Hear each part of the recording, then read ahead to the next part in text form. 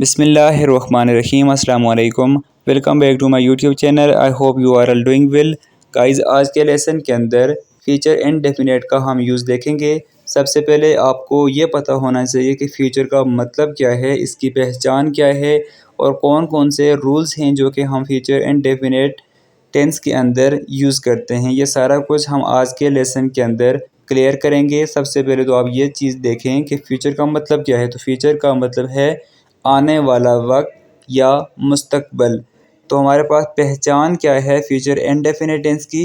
उर्दू जुमलों के आखिर में गा, गी, गे वगैरह आता है। वो जुमले जिनके आखिर में गा, गी, गे वगैरह आएगा वो हमारे पास फ्यूचर इंडेफिनिट टेंस के सेंटेंसेस होंगे। और हम फ्यूचर इंडेफिनिट टेंस के अंदर 3 टाइप के सेंटेंसेस बनाते हैं: positive sentences, negative sentences and interrogative sentences. जैसे कि आप स्क्रीन पर देख सकते हैं, हमारे पास फर्स्ट एग्जांपल है पॉजिटिव सेंटेंस की। वो शाम को क्रिकेट खेलेंगे। इस जुमले के आखिर में आया है गे, और गे हमारे पास फ्यूचर इंडेफिनिट टेंस की पहचान है। सेकंड एग्जांपल है मैं अगले साल लंदन नहीं जाऊंगा। ये हमारे पास नेगेटिव सेंटेंस है with the use of future indefinite tense. और तीसरी एग्जांपल है हमारे पास क्या वो पार्टी के लिए केक बनाएगी। ये हमारे पास इंटरोगेटिव सेंटेंस है with the use of future indefinite tense. इन तीनों जुमलों के आखिर में गा, गी और गे आया है जो कि हमारे पास फ्यूचर इंडेफिनिट टेंस की पहचान है। अब हम नेक्स्ट मूव करेंगे और इसके रूल्स देखेंगे। स्ट्रक्चर कौन से हैं जो कि हम सेंटेंसेस के लिए यूज़ करते हैं वो भी देखते हैं। So watch the video till the end. अब चलिए बिना टाइम वेस्ट किए हम अपने आज के लेसन का आगाज़ करते हैं।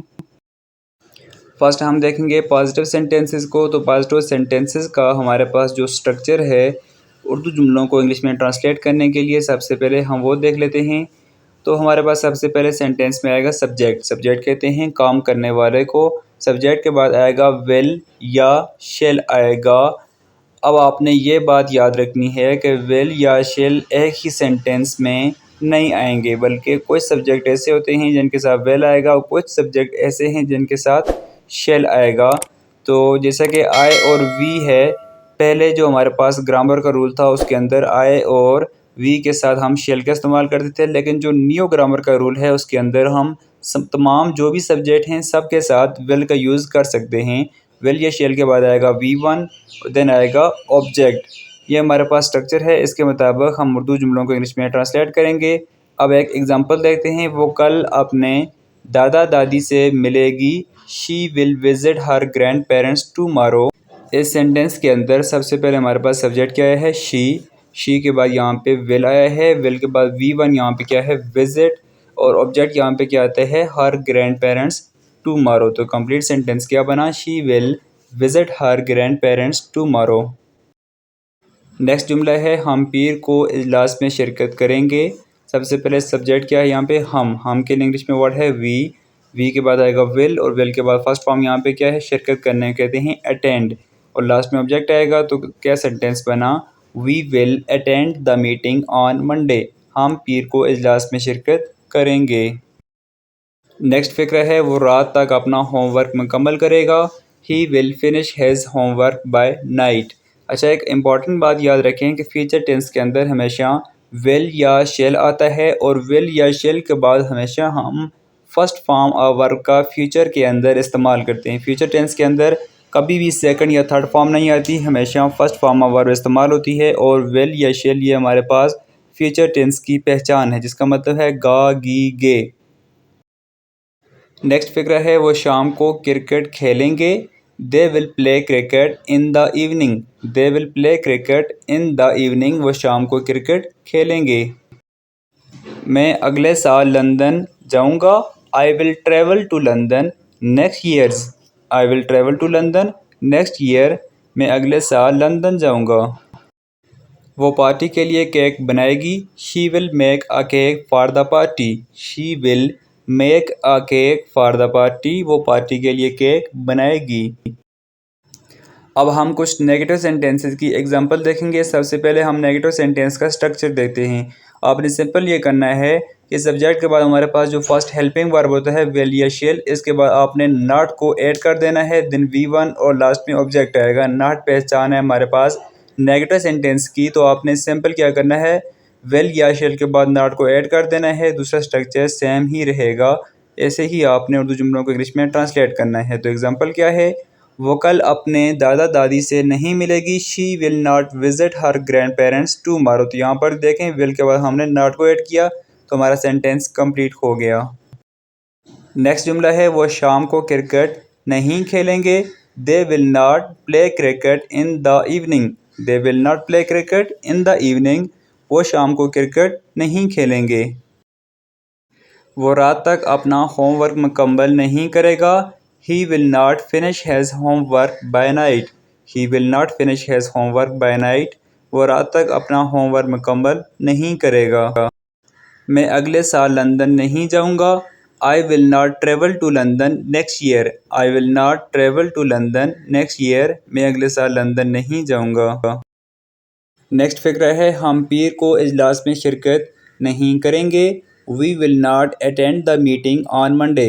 We will not attend the meeting on Monday, हम पीर को इजलास में शिरकत नहीं करेंगे। वो पार्टी के लिए केक नहीं बनाएगी, she will not make a cake for the party. She will not make a cake for the party, वो पार्टी के लिए केक नहीं बनाएगी। अब हम कुछ इंटरोगेटिव सेंटेंसेस देखेंगे। सबसे पहले हम देखते हैं इंटरोगेटिव सेंटेंसेस का स्ट्रक्चर क्या है। तो आपने सिंपल ये करना है कि सब्जेक्ट से पहले आपने विल या शेल को लिख देना है। विल या शेल हमारे पास सब्जेक्ट से पहले आ जाएंगे और फिर सब्जेक्ट आएगा, सब्जेक्ट के बाद V1 और लास्ट में ऑब्जेक्ट आएगा और ऑब्जेक्ट के बाद क्या आएगा, क्वेश्चन मार्क, क्योंकि इंटरोगेटिव सेंटेंसेस हैं, मीन्स के सवाल पूछा जाएगा।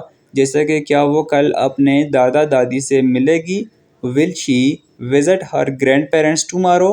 Will she visit her grand parents tomorrow, क्या वो कल अपने दादा दादी से मिलेगी। तो आपने क्या किया, यहाँ पर शी से यानी सब्जेक्ट से पहले आपने विल को लिख दिया और सब्जेक्ट के बाद यहाँ पे फर्स्ट फॉर्म ऑफ वर्ब आएगा और लास्ट में ऑब्जेक्ट आएगा।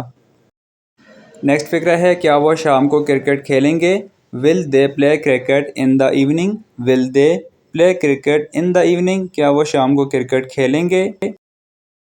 क्या वो रात तक अपना होमवर्क मुकम्मल करेगा, will he finish his homework by night. Will he finish his homework by night. क्या आप अगले साल लंदन जाएंगे, will you travel to London next year. Will you travel to London next year. क्या हम पीर को इजलास में शिरकत करेंगे, will we attend the meeting on Monday. Will we attend the meeting on Monday. Last जुमला है हमारे पास इंटरोगेटिव सेंटेंसेस का, क्या बच्चे पिकनिक से लुत्फ़अंदोज़ होंगे, will the children enjoy the picnic. Will the children enjoy the picnic, क्या बच्चे पिकनिक से लुत्फ़अंदोज़ होंगे। सो गाइज़, ये था हमारा आज का लेसन जिसके अंदर हमने फ्यूचर इंडेफिनिट टेंस को डिस्कस किया। अगर आपका फ्यूचर इंडेफिनिट टेंस से रिलेटेड कोई भी क्वेश्चन हो तो आप कमेंट बॉक्स में पूछ सकते हैं। होप सो कि आज का लेसन आपको पसंद आया होगा। वीडियो अगर आपको अच्छी लगी है, आपने कुछ ना कुछ सीखा है, तो वीडियो को लाइक और शेयर ज़रूर कीजिए। साथ ही हमारे चैनल को भी सब्सक्राइब कीजिए ताकि इस तरह के यूज़फुल लेसन बर वक्त आप तक पहुँचते रहें। थैंक्स फॉर वॉचिंग एंड अल्लाह हाफिज़।